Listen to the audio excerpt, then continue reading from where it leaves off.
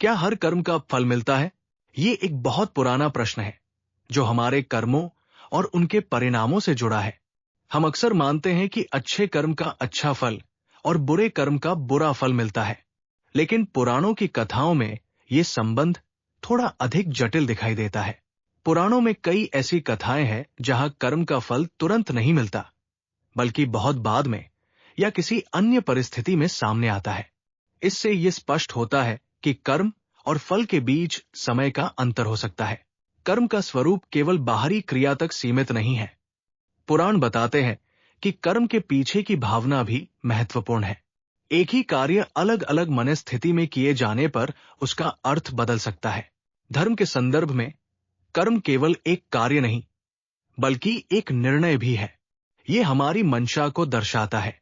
कभी कभी व्यक्ति को अपने कर्म का परिणाम वैसा नहीं मिलता जैसी वो अपेक्षा करता है। पुराणों की कथाएं संकेत देती है कि परिणाम को केवल बाहरी रूप में नहीं, बल्कि अनुभव या समझ के रूप में भी देखा जा सकता है।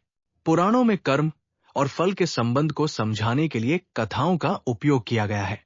कथाएं हमें केवल सिद्धांत नहीं, बल्कि पूरी स्थिति, पात्र के कर्मों के पीछे की मंशा और उसके परिणामों को समझने में मदद करती है। हमारे जीवन में भी हर परिणाम को तुरंत समझना आसान नहीं होता।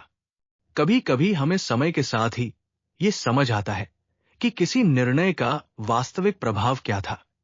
अंततः पुराण कर्म और फल के संबंध को एक सरल नियम के रूप में नहीं प्रस्तुत करते। वे दर्शाते हैं कि हर कर्म का प्रभाव होता है, लेकिन उसे पूरी तरह समझने के लिए धैर्य और गहरी दृष्टि की आवश्यकता होती है। ये समझ धीरे धीरे विकसित होती है,